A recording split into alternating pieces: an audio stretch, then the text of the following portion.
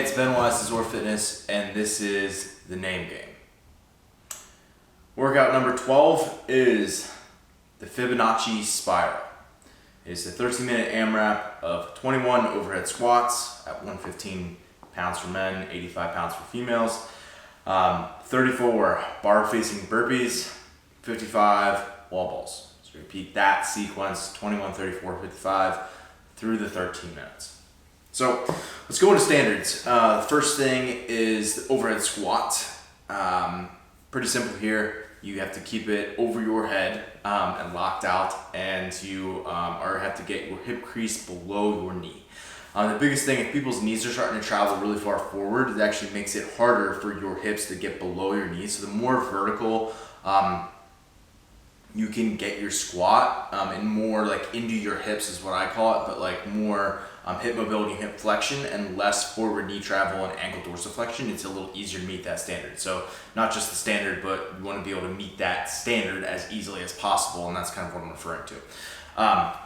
The bar-facing burpees, you are allowed to step it up. You have to take off with 2 feet, but you can land with 1 foot first. And you cannot touch the bar, right?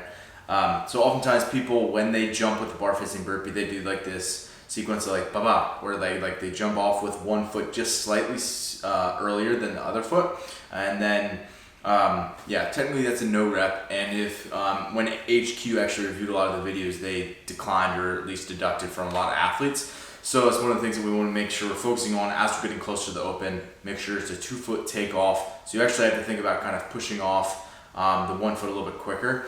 And again, if you do touch the bar and you get a no rep, like say you clip the bar as you're going over it, you have to come back to the same side, repeat on that same side before going back to the other side. It's like a pistol. You have to repeat on that same side before you can move on if you get a no rep.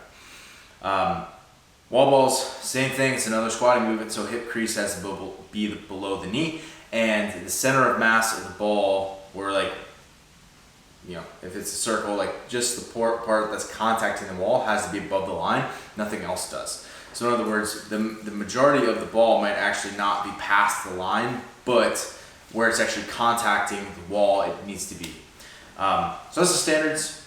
The equipment setup, I would say like just set your bar like 90 degrees from the wall, because those are the only 2 things you know. You have your ball, you have your wall ball. For most people, they're throwing a wall ball against, it's either target at the rig, which is perfectly fine. You can't put it, we're probably not going to put it in the rig, so just set it, if this is your wall and it's going this way, just set it up this direction, so like 90 degrees to it. And that way you can turn and do your overhead squats and bar-facing burpees, and it's not in the way. The only thing I would say, like, make sure when you drop your ball that you set it where you want it, and that it's out of the way when you're doing your bar-facing burpees. That way you're not like kicking the ball and then you have to go chase it the next round and stuff like that. So those like little details that make the difference in an open workout. I know this isn't an open workout yet, but that's the whole idea, is that these are preparing you for those workouts. Besides that, then it's a pretty simple setup. My thoughts on the workout. It's a pretty aggressive rep scheme. 21 overhead squats at a weight that is certainly not light. You could do it unbroken, but that might not be very wise, considering you're going to have to come back and do it after you've done a pressing movement and another pressing movement and already done a bunch of squatting. So likely, even if you could do that in a workout where maybe you could game the other pieces and take a big chunk of an unbroken set, you're probably not going to be able to do that in this workout. So my advice would be to figure out how to break it up. So again, 2 squatting movements, so that has interference. If we think about the overhead squat, let's just go through these one by one. Overhead squat is pressing and shoulders, right? The bar-facing burpees, pressing and shoulders and legs. The overhead squat's legs too. Wall ball, pressing and shoulders, and they all have a hip flexion component where you're basically closing the gap between like your knees and your torso. Like, so for example, in the overhead squat, you're squatting, so it's below parallel. Same thing with the wall ball, below parallel, so it's hip flexion. But also in the burpee, you have to basically fold in half to do a burpee. So these are all super interfering movements. Like, likely you're going to be out of breath and like there's all the normal fatigue sensations, but it's going to be a lot of movement interference as well, which is just something to pay attention to. The other thing that I thing people should be paying attention to here is movement buy-in is what I call it. So in other words, in order to do an overhead squat, you have to do a clean and jerk, or you have to be able to do a power snatch, or you have to be able to do a squat snatch straight in the first rep, right? There's something that you have to do just to be able to do the overhead squat. So every time you drop an overhead squat, you have to pay that movement buy-in price to get back into your set and into your rhythm.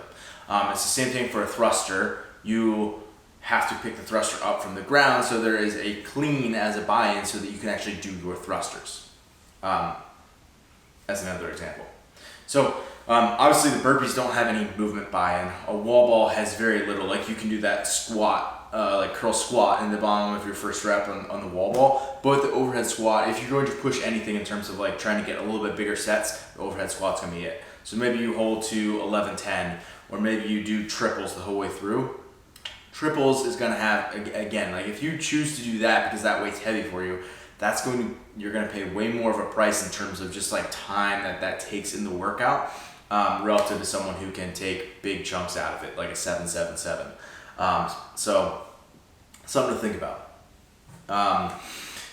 Yeah, my advice would be like you can always choose to chunk these bigger sets together in the second half of the workout. Like don't do that initially. You can choose to do that in the second half if you still feel okay at that point and you can start to chip away and take bigger sets.